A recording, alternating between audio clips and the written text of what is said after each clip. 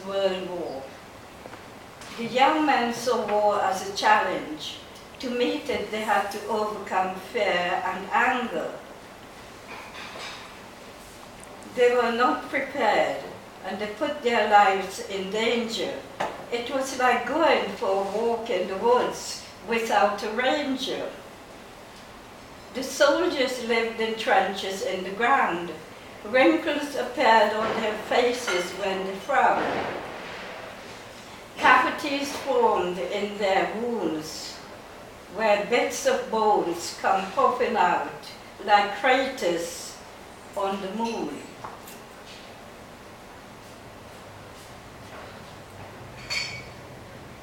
Their bodies were riddled with frostbite and scurvy. They had to beg for mercy from the enemy.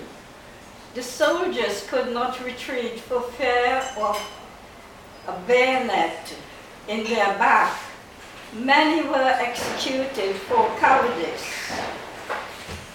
In a world of violence and villain, the victim caught in a trap to disappear or kidnap, where nothing disturbed the stillness, save perhaps the light slow rap.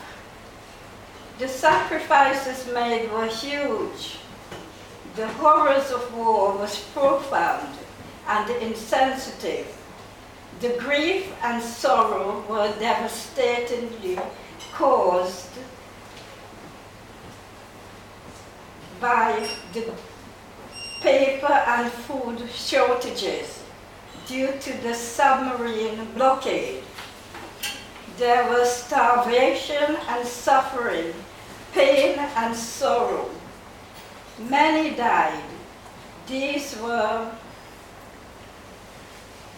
rage, anger, and gratitude. When the Allies helped Britain to win the war, the majority of soldiers returned, shell-shocked, maimed, and lame. There were no psychiatric help for those brave men who put their lives in danger to keep us safe. Gas masks were used for breathing in clean air. Reports were censored.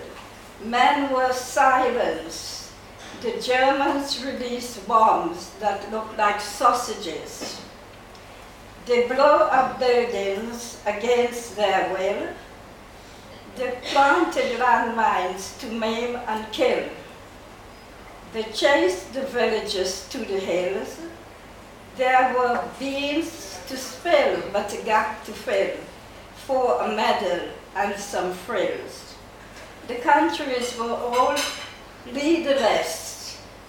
The heads of the armies were exhausted due to the Spanish flu epidemic that brought an end to the hostilities on the 11/11/1918. And I was once in a play about the World War, and we all sang, "It's a long way to Tipperary,